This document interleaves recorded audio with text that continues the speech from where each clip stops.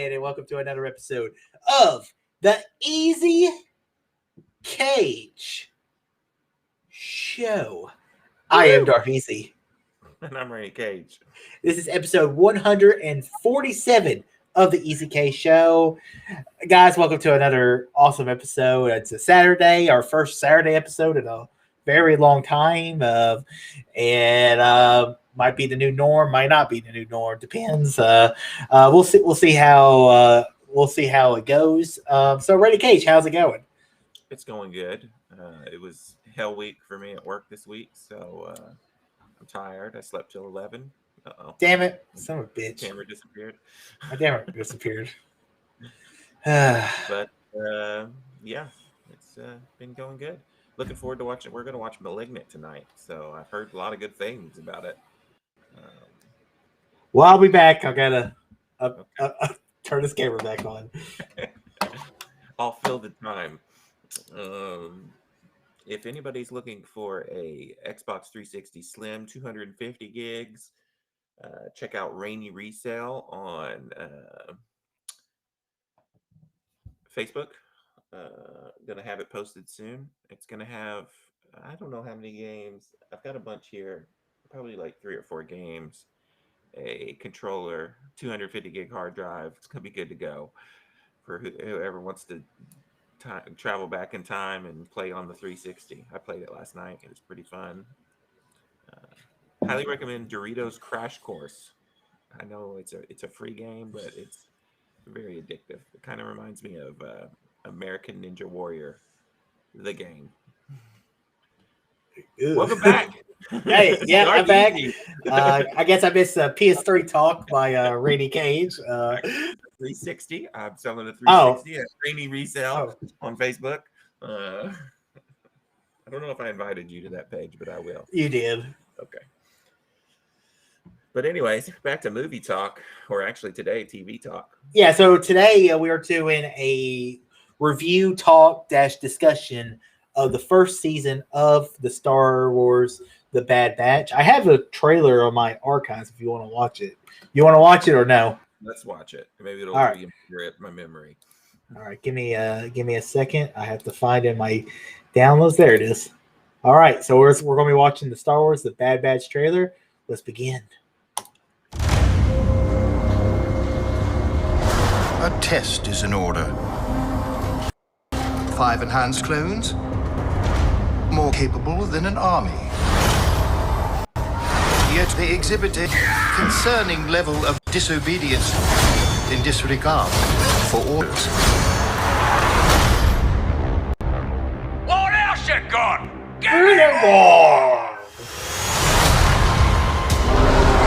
Our squad's nothing but trouble.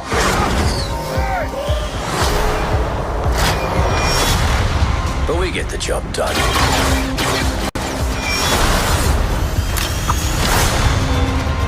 You're Clone Force 99.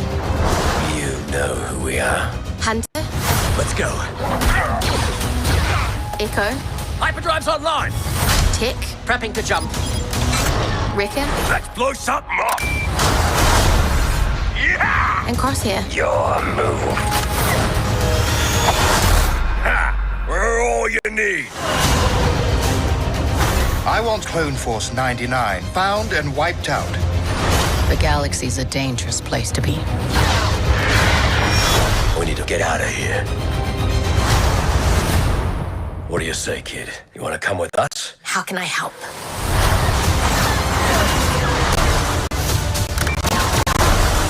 The Clone Wars have ended. You can either adapt and survive, or die with the past. The decision is yours. We do what we do.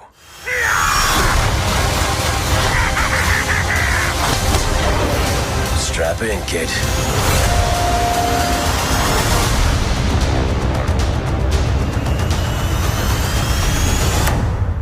Woo! Pretty cool trailer. Yeah, a great trailer. I mean, really just the first few episodes. Really, you see in the trailer. Let's get right to it. So let's talk about we'll talk about some the bits and pieces, entire series. But let's just first off talk about overall thoughts of the Bad Batch. And as somebody who hated the beginnings of the show when it came out last year, when we had the 4-episode arc of Clone Wars. Now that you've seen the entire first season of the Bad Batch, what did you? What's your overall thoughts? First overall thoughts of this show? Yeah, Talk. like I went into it not nowhere near probably as hyped about it as like maybe somebody like you, because like you said, I did not like the Bad Batch in the last season of Clone Wars. I thought that was one of the more boring arcs, although the Ahsoka stuff was probably even worse. But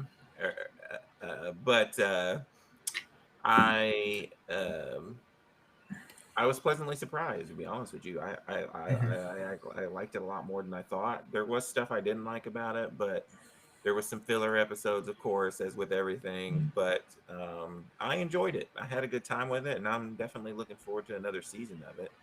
Yeah, But yeah, it was pretty good. It's just, I don't know how involved Dave Filoni is with the show. It seems like he's pretty involved, and you can tell. It's just like with any other animated Dave Filoni show. It's got a lot of good in it. yeah. I am pretty confident in saying I think Star Wars: The Bad Batch is the first season of a Dave Filoni of a Star Wars animated series. Yeah, you're probably right, because there was a lot of goofy stuff in Rebels, and first season Cool. was not that good. Yeah, I mean, it has moments the first season, but really, Clone Wars gets better as it ages and as it keeps getting, because it matures with its audience. And like this season, I thought it was great. I mean, first off, I love the Star Wars stuff around it. I love seeing the death of the Republic and the birth of the Empire. Even though we never really see the Stormtroopers, technically, we do a little bit. What will become the Stormtroopers. And I love seeing the clones who were these people who try to create their identity, they want to make themselves different from each other. Now they're all just a bunch of drones and the droids, the things they were fighting for. So how the show really shows how they destroyed the clones as humanity. It's tragic, because that was one of the parts of the Clone Wars that I really enjoy. Like, how do you turn show about a bunch of people that are all the same, or basically the same person, but create each one and make you care about it when they actually die? And I thought the crew was, I thought it was great seeing the Bad Batch. The Bad Batch is really, you think about it, it was George Lucas's last addition to Star Wars, creatively wise, because the Bad Batch was the last thing that George Lucas did on Star Wars, the Clone Wars, because they had already animated some of those episodes. And then they went in and did the final animation whenever they announced the final season of Clone Wars. So just from that point of view, it's great seeing these clones. If I was going to say negative of some of these episodes, was we didn't get a lot of story involved with Tech or Echo. Echo, who's like the clone that was in the most Clone Wars episodes in the first 6 or 7 seasons. I mean, he's one of those original clones that was in the Domino Squad. And then we didn't see a lot of Tech, so I'm hoping they kind of give them to more of what they did with Hera and they did with Sabine in those episodes. So each episode of the Clone Wars, the Bad Batch, is very interesting. Like, there's only one episode I really didn't care for, and it was like the episode before we set up the finale, the episode with Sid, them going off to the little adventure down in the underground, the train stuff. That was the one episode that is an episode that I was just like, I don't think I ever need to rewatch that episode again. But be honest with you, though, majority of the episodes I loved. I love seeing a lot of the old familiar faces, like seeing Hera in there, seeing in the first episode, to see Padawan Caleb Doom and to see his Order 66 moment I screamed. When I saw Caleb Doom, I was like, woo! I was so excited. And then I thought that was a great little moment of the episodes. But yeah, I mean, it was cool seeing characters like Caleb or Kaden coming back, seeing Freddie Prinze Jr. voicing that character. You see Hera with the accent. And also see characters like Cham Sudula back in there. To see other characters like Rex come back for a couple episodes. To see the one clone from the second episode who had basically lived in hiding and didn't want to be a soldier anymore. I mean, and then the two thieves or the two sister characters, the Martez sisters, to see them in the episode. But really, the coolest character to show the entire season is a character I would love to see show up in the Boba Fett series, and that is Cad Bane. Cad Bane was the character, is which they kind of mention. They kind of hiddenly show that the Boba Fett arc with Cad Bane happened because Cad Bane is wearing the metal plating around his head. Because in the duel between him and Boba Fett, what was supposed to happen was at the end of the episode arc, Boba Fett was supposed to build his armor, and they were supposed to have a duel, and Cad Bane shoots Boba Fett in the head, which is still the same bullet hole that is in the entire Star Wars trilogy and Mandalorian series. So that was really cool too. So just to see Cad Bane in the episodes was great because I love that character so much, and those episodes of Clone Wars are so rewatchable and so easy to watch. And I love bounty hunters, and Cad Bane's a great one. And I would love to see him either. I would love one or two things. I would love to see Cad Bane in the Boba Fett series, or two, I would love to see a Cad Bane animated Star Wars series set during the early days of the Empire. I think that would be really cool too. Yeah, I'd liked Cad Bane showing up and Hera and Caleb and all that stuff. But a couple things I didn't like. The one episode where what's the creature from Return of the Jedi? Oh, you're talking about the Rannoch, not Rannoch. That's Mass Effect. The Rancor. Yeah, Rancor. Yeah, I thought that was kind of dumb. It's like not everything has to connect to everything. What was I thought that was fun. Personally, I thought that was a little fun, a little goofy at times. But I enjoyed that little episode. I did like who's the Asian assassin from Ming Na Wen? Is that what her name is? Yeah. I liked her. Who Fennec Shann's character, Fennec Shann.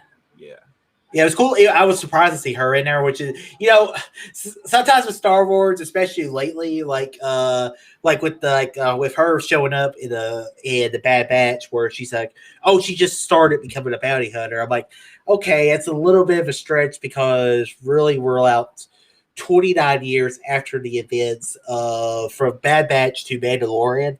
Yeah. So it's kind of a little bit of a time stretch but it's just like Bo-Katan was like probably it looked like in the Clone Wars, she was in her young 20s, and then she still looks like in her 30s or young 40s, or she should probably be more like Obi-Wan's age more than anything. But whatever, it's cool to see them characters show up regardless. Timey-wimey, it's space, people age differently. Obi-Wan was on Tatooine for so long, and he just aged faster. Another character we have not talked about at all yet that I'm not a big fan of is Omega.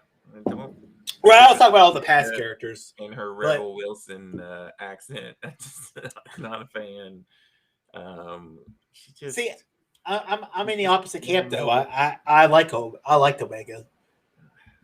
Wasn't feeling her ever. I liked her story arc, and now to get into the actual story of the Bad Batch. So the whole story of it is you have five or technically 6 altered clones who are basically running away from the Empire. They're so altered they don't have the chips that activates Order 66, except for one of them. Maybe I think so. I'm more likely. So they don't follow the Order 66, so they still retain that individuality that a lot of the clones have. And some of the clones' chips don't activate. You saw one of the chips, which I think was probably my favorite story arc, was the episodes on Ryloth, the Hera episodes. But you see that one clone who is like, this isn't who we are. We're supposed to liberate them. We're not supposed to take these people over. And so it was cool to see that and to see him inspired some of the other clones. Like, yeah, we're not doing this. And maybe they'll join up with Rex. Maybe Rex starts like a clone rebellion before he goes into hiding when we see him in Star Wars Rebel. So, we also see Gregor in that one little at the close to the finale of the episodes. But yeah, I mean, but then you see these clones. They become mercenaries. They become bounty hunters. They work for this slimy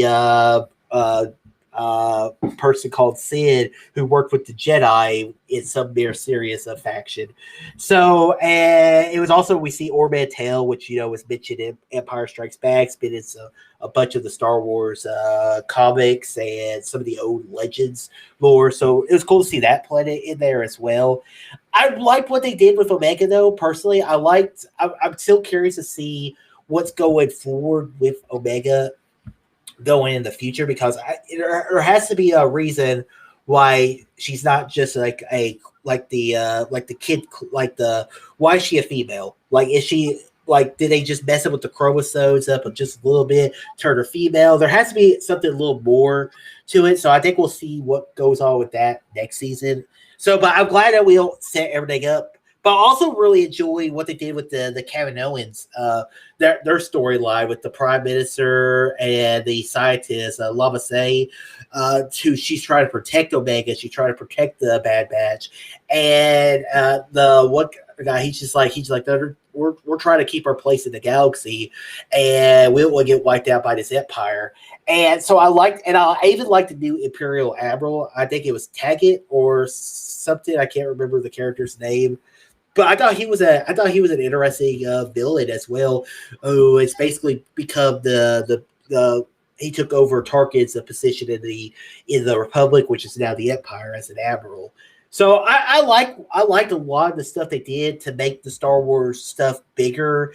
And that those final two episodes, like the finale wasn't my favorite. The episode before was really great. If those two episodes that came out all at once, would have loved it. But the first part, when you have that long breath when you see Kamino one last time before the Empire destroys it, I think that's great. I thought that was just such a cool little moment. Yeah, the visuals too of everything that happened, were incredible, and the sound, and the music, and it was cool. I'm with you. The episode before the finale was somewhat better than the finale. Mm-hmm. But we're getting another season, maybe many more seasons of this show. Yeah, I'm sure we will. I mean, I can see this show go on. I can see a show going about 3 or 4 seasons, about the length of what Star Wars Rebels did. I bet this sets up where we see Rex at the beginning of Star Wars, where he's at in Star Wars Rebels. I would love to see other characters come back. I would love to see Commander Cody come back. Rex's best friend, the one who actually worked with the Bad Batch before. So I would like to see his character come back. And there's other characters who show up. I mean, I wouldn't be surprised we see Ahsoka show up in some time of this story. I thought we were getting a little tease, but it was the Martez sisters' connection was Rex, which makes sense for the story. It didn't really make sense for Ahsoka to show up at that point, but because now, right? Yeah, I mean, we're like it's like a days, like literally days into, like, maybe we're like maybe 3 months out of Order 66 at the end of the season, but like we're literally like days and months, so it makes no sense for Ahsoka to already be in that power position of that. They're like, hey, we have some people that you might be interested in. That doesn't really make sense for the story. But yeah, I thought her showing up in later seasons, though, when we get closer to the Rebels timeline. Yeah. And I thought the animation for the show was great. Like, there are some beautiful visual effects that the Bad Batch is Lucasfilm's animation team does such a good job in this. And which is, it's kind of wonky because you walk away from the Bad Batch and go right into What If, and the animation style, and you're just like, it's not as good as what I've been watching, which is just, it's like the brother companies of each other at this point. Yeah. Well, I guess my overall thoughts are I enjoyed it more than I thought I was going to. For somebody that had pretty much no interest whatsoever in it. I actually really enjoyed it and kept up with it for the most part, watching an episode every week. So, and I imagine it's only going to get better because that's how Dave Filoni shows go. They start off decent and get better from there. So, like Rebels, I wasn't a huge fan of Rebels at first, but then it started getting better and better. So, and that's the thing with your hateness of the Omega character. Every animated series, the kid character starts off annoying, but then as the show goes along, you grow to love the character. So, in every Star Wars series so far, I'm hoping we kind of break this trend going forward with like Boba Fett, that we always have this young character that attaches himself to some kind of other character, from Ahsoka to Ezra to Omega, even Grogu. I mean, every Star Wars show has had this little young faultless. I would like to see them break away from that trend. But, if it ain't broken, don't fix it. But I would like to see something different moving forward from Star Wars series. But you know what? Disney Plus, I think Disney Plus is off to a really – I think they've had some really good stuff. I mean, Mandalorian is great. Bad Batch is great. The Marvel shows, Loki, WandaVision, Falcon Winter Soldier, all great series. Even some of their spinoffs, their smaller Marvel or not, their Disney shows aren't bad television. So Disney Plus is doing it right, and I'm happy to be on board. Do what? Get next weekend we get Visions. Next weekend, maybe it's the weekend after next. Visions. Yeah, Star Wars Visions is coming out. Oh no! I think it's the next week. Oh, okay. 2 weeks. It's the same day Survivor comes on. Okay. I'm excited. So the 22nd. Yeah. So we'll probably do another one of these. We got a bunch of shows we want to talk about, but we'll get to it eventually. So guys, that is this week's episode of the Easy K Show. Guys, next week we'll be returning back to a classic movie review. We'll be talking about the first Lord of the Rings movie. So we'll talk about that there next week on the Easy K Show. Give Randy Cage a week prep time to watch the Fellowship of the Ring. So we'll see if he accomplishes his mission or not. So you have a backup plan because I don't know if I'm gonna have time to watch Lord of the Rings. We'll see. So, all right. So, guys, check out Randy Cage. He has just posted reviews of Shang-Chi now, officially. He also has some other stuff you can read about. And he also has where you can buy technology or retro stuff if you're kind of into that thing. You have anything else to say about any of that? No. Okay, And I guys. watched Worth, but I don't think I've done a review for it yet. You've watched what? Worth. Any good? It was all right. Was it worth it? Sure. Why not? It's always worth it to see Michael Keaton. Okay. All right. So, guys, do follow me here at my Darth Easy YouTube channel so you never miss an episode of the Easy K Show. And also make sure you check out Darth Easy for his other movie reviews that come out. I have a review of Candyman, which just posted a couple hours ago. And tomorrow you'll see my Shang-Chi review. And I just kept forgetting to upload my videos all week long. Waking up early I'm just not prepared for that yet. So we'll get into a groove of things eventually. And so, yeah, until next time, guys, all too easy.